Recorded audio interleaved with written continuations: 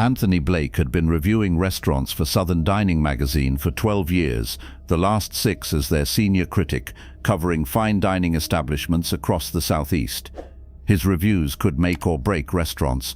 A positive Blake review meant reservations booked months in advance. A negative review meant empty dining rooms and potential closure. At 37, Anthony had built a reputation for fairness, culinary expertise, and elegant prose that made readers feel they'd experienced the meal themselves. He'd won the James Beard Award for food journalism twice, and his monthly column reached over 2 million readers through the magazine's print and digital platforms. Tonight was special. Anthony and his wife Simone were celebrating their 10th wedding anniversary. He'd made reservations at Marchetti's Italian restaurant in Charleston, a supposedly upscale establishment that had opened 6 months earlier to considerable local buzz. The restaurant advertised authentic northern Italian cuisine, an extensive wine list, and what they called an intimate dining experience in Charleston's historic district. Anthony always traveled incognito when reviewing restaurants. He made reservations under Simone's maiden name, paid with a personal credit card not linked to the magazine, and never identified himself as a critic unless absolutely necessary. This allowed him to experience what regular customers experienced, not the special treatment restaurants provided when they knew a critic was present. Tonight he'd made reservations under the name Williams for 7:30. He and Simone arrived at Marchetti's at 7:25, both dressed elegantly for their anniversary celebration. Anthony wore a tailored dinner jacket. Simone wore a beautiful emerald dress that complemented her complexion perfectly.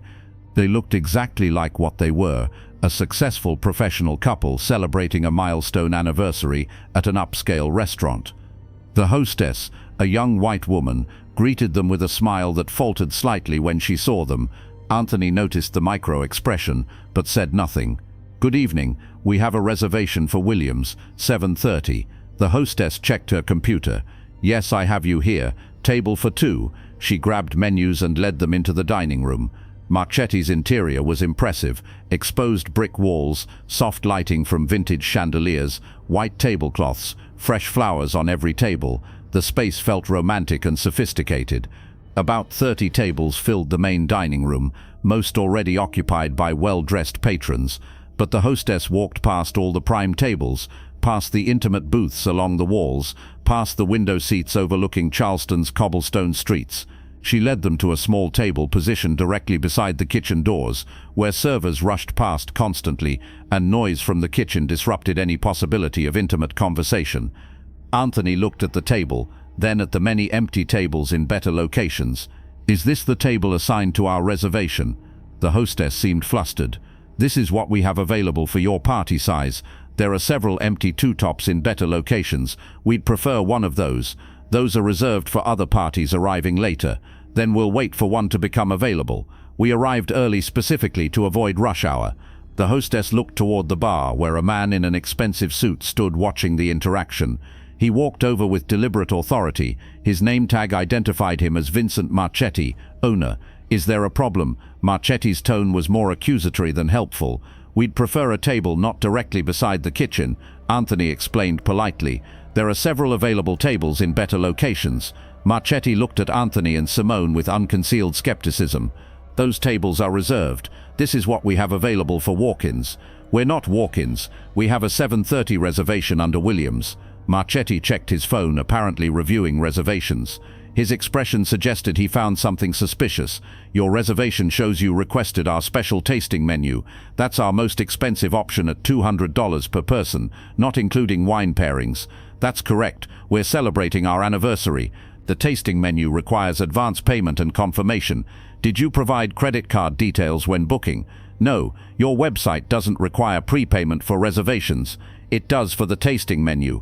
Marchetti's tone implied Anthony was lying or mistaken. Simone interjected, her voice calm but firm. "I made the reservation online 3 weeks ago. Your system accepted the tasting menu request without requiring prepayment. If there's an issue with your reservation system, that's not our fault." Marchetti's hostility became more obvious. "I'm going to be direct with you. Marchetti's caters to a specific clientele. Our prices reflect the quality of our food and service. The tasting menu with wine pairings costs approximately $450 per couple. Are you certain you want to proceed with that? The implication was clear and offensive. Marchetti was questioning whether a black couple could afford his restaurant. Anthony felt anger rising but maintained professional composure. He was here as a customer tonight, but he was also mentally composing his review. Everything Marchetti said and did was being documented in Anthony's memory with the precision of someone who wrote about dining experiences for a living. We're quite certain we made reservations specifically for the tasting menu. If you're unable to provide what we reserved, we'll need to speak with a manager.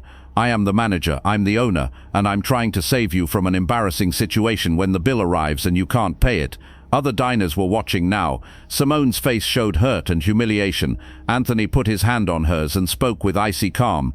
Mr. Marchetti, we're customers who made a reservation at your restaurant to celebrate our anniversary. We're dressed appropriately, behaving respectfully, and prepared to pay for our meal. Your suggestion that we can't afford to eat here is insulting, and I suspect based on racial assumptions rather than any actual evidence about our financial situation. Marchetti's face reddened. Don't play the race card in my establishment. I serve customers of all backgrounds who can afford fine dining. If you're offended by normal business practices, perhaps Marchetti's isn't the right fit for you. Normal business practices don't include questioning customers' ability to pay before they've even been seated properly. I'm protecting my business from people who make reservations they can't honor. I've seen it before. People come to upscale restaurants trying to experience luxury they can't afford, then claim discrimination when we ask reasonable questions. A server approached nervously. Mr. Marchetti, their table by the kitchen is ready. Marchetti gestured dismissively. Seat them, but they'll need to provide a credit card authorization before any food is served. Anthony stood. We're not providing credit authorization before ordering. That's not a policy posted anywhere or mentioned when reservations are made. What you're doing is discriminatory treatment based on your assumptions about us. Then you're welcome to leave. I reserve the right to refuse service to anyone. Actually, South Carolina public accommodations law says you can't refuse service based on race, color, or national origin. What you're doing appears to violate that law. Marchetti stepped closer, his voice dropping to an aggressive whisper. You're causing a scene and making my other guests uncomfortable. If you don't leave immediately, I'll call the police and have you removed for trespassing. Simone touched Anthony's arm. Her eyes were filled with tears, this special anniversary evening destroyed by bigotry. Anthony wanted to rage at Marchetti, to detail exactly who he was and the consequences coming, but that would compromise his professional integrity. Critics didn't reveal themselves in confrontations. They documented experiences and wrote about them. We'll leave, but you should know that your behavior tonight was discriminatory, unprofessional, and illegal. You've destroyed what should have been a special evening for my wife and me based on nothing but your prejudices. Anthony took Simone's hand and they walked toward the exit. As they passed the hostess stand, Anthony turned back to see Marchetti watching them leave with a satisfied smirk as if he'd successfully defended his restaurant from undesirable clientele. Outside on the Charleston street, Simone let her tears fall. I'm sorry. I know you hate scenes. You have nothing to apologize for. That man humiliated us based on the color of our skin. He questioned our finances, implied we were trying to scam his restaurant, and kicked us out of a place where we had a legitimate reservation. Can you write about this? Anthony pulled out his phone and began typing notes while everything was fresh in his memory. I'm going to write about it, but not immediately. I need to do this carefully and professionally. They walked down Charleston's historic streets until they found another restaurant, a smaller family-owned place that welcomed them warmly and served them a lovely anniversary dinner. But the evening had been tainted by Marchetti's racism, and neither could fully enjoy the meal. That night in their hotel room, Anthony began writing. Not his review yet, but detailed documentation of everything that had happened, the time they arrived, how they were dressed, the exact words Marchetti used, the reactions of other diners, the discriminatory seating attempt, the demand for credit authorization, and finally, the order to leave. He also began research. He called colleagues in Charleston's food journalism community, asking about Marchetti's reputation. What he learned was troubling. Marchetti's had been open 6 months and had already generated complaints from black customers about poor service, uncomfortable seating, and being ignored by staff. 3 different customers had posted about discriminatory experiences on social media, though their posts hadn't gained much traction. One review mentioned being seated by the kitchen, despite empty tables elsewhere. Another described a server who took 40 minutes to bring water while white diners received immediate attention.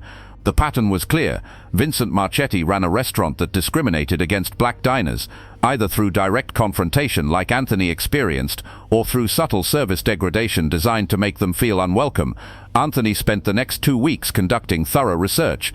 He reviewed Marchetti's business history and discovered the owner had previously operated restaurants in New York and Atlanta, both of which had closed amid discrimination complaints that never quite escalated to lawsuits but damaged their reputations enough to force closure. He interviewed 10 black customers who'd eaten at Marchetti's. 7 reported experiences similar to his: poor seating, questioned finances, slow service, or general hostility. 3 reported being treated acceptably, though they'd made reservations under white-sounding names and suspected they received better treatment because of the assumed race of the reservation holder. He also arranged for Southern Dining magazine to send 2 pairs of testers to Marchetti's. The first pair were white colleagues who received impeccable service, prime seating, attentive servers, complimentary appetizers, and warm hospitality from Marchetti himself, who personally visited their table. The second pair were black journalists who were seated near the kitchen, received slow service, had their wine choices questioned as too expensive, and were never greeted by Marchetti personally. The testing confirmed systematic discrimination. Marchetti provided exceptional service to white diners and degraded service to black diners. Anthony then did something unusual for a food critic. He contacted the South Carolina Human Rights Commission and provided documentation of Marchetti's discriminatory practices. He also contacted the Charleston NAACP chapter and shared his findings. Both organizations thanked him and indicated they would investigate. Only after completing this research did Anthony write his review. It ran in Southern Dining magazine's next monthly issue under the headline, Marchetti's Italian Restaurant, where authentic cuisine meets authentic discrimination. The review was devastating and meticulously documented. Anthony described the food he never got to taste, but detailed extensively the discrimination he experienced. He included quotes from other black diners who'd faced similar treatment. He presented the testing data showing disparate treatment based on race. And he wrote with the moral clarity of someone who'd experienced bigotry while trying to celebrate his anniversary with his wife. One passage became particularly famous among food writers. A restaurant is more than its food. It's an experience of hospitality, of welcome, of sharing culture and cuisine with all who enter. Vincent Marchetti has created a space where only certain people are truly welcome, where the color of your skin determines whether you receive the romantic corner booth or the table by the kitchen door, whether you're trusted as a paying customer or suspected as a potential thief. No amount of authentic Italian cuisine can compensate for authentic racism. The review concluded, I cannot recommend Marchetti's Italian Restaurant to any diner who believes restaurants should welcome all customers with equal dignity. Until Vincent Marchetti addresses the systematic discrimination his establishment practices, Southern Dining magazine awards Marchetti's 0 stars and recommends readers spend their dining dollars at any of Charleston's many restaurants that understand hospitality means hospitality for everyone. It was the first time in the magazine's 50-year history that a reviewed restaurant received 0 stars. It was also the first time a review focused primarily on discrimination rather than food quality. The response was immediate and enormous. The review went viral within hours of publication. National media picked up the story. Local Charleston news investigated and found additional victims of Marchetti's discrimination. Social media exploded with people sharing their own experiences of restaurant racism. Vincent Marchetti responded with a statement that made everything worse. He claimed Anthony was lying to get attention, that the review was motivated by personal vendetta, and that his restaurant had always welcomed all customers. He threatened to sue Southern Dining magazine for libel. The magazine's attorneys welcomed the lawsuit threat. They had documentation, witnesses, testing data, and Anthony's meticulous notes. Any lawsuit would allow them to present this evidence in court and subject Marchetti to discovery that would expose even more discrimination. Within 2 weeks of the review's publication, Marchetti's reservations had dropped by 70%. The restaurant that had been fully booked months in advance suddenly had empty tables every night. Customers cancelled reservations citing the discrimination report. Food bloggers and local critics who'd previously praised Marchetti's now published pieces, questioning how they'd missed the discriminatory practices. 3 weeks after the review, the South Carolina Human Rights Commission announced it was investigating Marchetti's for civil rights violations. The Charleston NAACP filed a formal complaint, and several customers who'd experienced discrimination began discussing a class action lawsuit. 1 month after the review, Marchetti's closed for what the owner called temporary renovations. The restaurant never reopened. 2 months after the review, Vincent Marchetti sold the restaurant space at a significant loss and left Charleston. According to real estate records, he'd invested nearly $2 million into Marchetti's and sold it for $600,000, losing most of his capital. The space was purchased by a black entrepreneur named Marcus Williams, who opened a soul food and low country cuisine fusion restaurant called Heritage Table. Williams explicitly marketed the restaurant as welcoming to all diners and committed to inclusive hospitality. His opening menu included a note thanking Anthony Blake for exposing discrimination and creating opportunity for restaurants that valued all customers. Anthony visited Heritage Table anonymously a month after it opened and wrote a glowing review praising both the innovative cuisine and the warm, inclusive atmosphere. The review helped establish Heritage Table as one of Charleston's most popular restaurants. For Anthony, the Marchetti's experience became a turning point in his career. He began incorporating explicit attention to how restaurants treated diverse customers in all his reviews. He started conducting paired testing regularly, sending colleagues of different races to the same restaurants to assess whether service quality varied. He also began writing more broadly about discrimination in fine dining, exploring how many upscale restaurants created barriers for customers of color through dress codes, pricing strategies, location choices, and subtle service degradation. His work earned him a third James Beard Award, this time for using food journalism to advance social justice. The award citation noted, Anthony Blake has expanded the definition of restaurant criticism to encompass not just what's on the plate, but who's welcomed at the table. In accepting the award, Anthony spoke about the anniversary dinner that never happened. My wife and I wanted to celebrate 10 years of marriage at an upscale restaurant in a beautiful city. Instead, we experienced discrimination that reminded us that no matter our education, our success, or our sophistication, some people will only see the color of our skin. Vincent Marchetti saw a black couple and assumed we couldn't afford his restaurant, didn't belong in his dining room, and should be removed from his establishment. He was wrong about all of it, and he paid the price for his bigotry. But the larger question is, how many Vincent Marchettis operate restaurants where discrimination is subtle enough to escape notice? My job now is to notice, to document, and to hold the restaurant industry accountable for truly welcoming all diners. 5 years after the Marchetti's incident, Anthony was promoted to editor-in-chief of Southern Dining magazine. Under his leadership, the publication became known for addressing not just culinary excellence, but also equity and inclusion in the restaurant industry. Vincent Marchetti attempted to open another restaurant in Florida but faced immediate protests from civil rights organizations aware of his Charleston history. The restaurant closed within 3 months. He eventually left the restaurant industry entirely. In a rare interview years later, Marchetti offered what seemed like genuine reflection, though it came too late to save his career. I thought I was protecting my restaurant's reputation by being selective about customers. I'd convinced myself that certain people didn't fit the upscale atmosphere I wanted to create. Looking back, I see that what I called selectivity was really just racism. Anthony Blake and his wife deserved a beautiful anniversary dinner. Instead, I judged them by their appearance, questioned their finances, and threw them out of my restaurant. I destroyed my own business through bigotry. No one did it to me. I did it to myself. 10 years after the incident, Anthony and Simone Blake celebrated their 20th anniversary. They returned to Charleston and had dinner at Heritage Table, the restaurant that had risen from the ashes of Marchetti's discriminatory establishment. Marcus Williams, the owner, personally served them and refused to let them pay. You gave me this opportunity, Williams explained. Your review exposed discrimination and created space for a restaurant that truly welcomes everyone. Consider this my thanks. Anthony was moved but insisted on paying and tipping generously. You've built something special here. You didn't just take over a space, you transformed what it represents. That's worth celebrating and supporting. As they ate, Anthony reflected on how one discriminatory interaction had changed multiple lives and businesses. Marchetti's career was destroyed, Heritage Table was created, Southern Dining magazine evolved its mission, and Anthony himself had discovered a deeper purpose in his work beyond just reviewing food. The anniversary that Vincent Marchetti had ruined became the catalyst for accountability that rippled across the restaurant industry.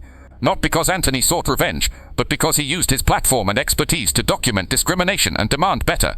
That was the real power of his position as a critic. Not just rating food quality, but insisting that hospitality meant genuine welcome for all customers regardless of race, and using his voice to ensure that restaurants practicing discrimination faced consequences that hit them where it hurt most, their reputation and their bottom line. Vincent Marchetti had kicked out a black couple celebrating their anniversary, assuming they were people he could dismiss without consequence. He'd been catastrophically wrong. The couple he humiliated included a food critic with the power to expose his discrimination to millions of readers and destroy the restaurant he'd built. That was the cost of racism in the restaurant industry. Not just moral failure, but complete business collapse when someone with a platform decided discrimination would no longer be ignored or excused. Thank you very much for listening. Please let us know what you think of this story in the comments. Don't forget to like the video and subscribe to the channel. Turn on notifications so you don't miss any other videos.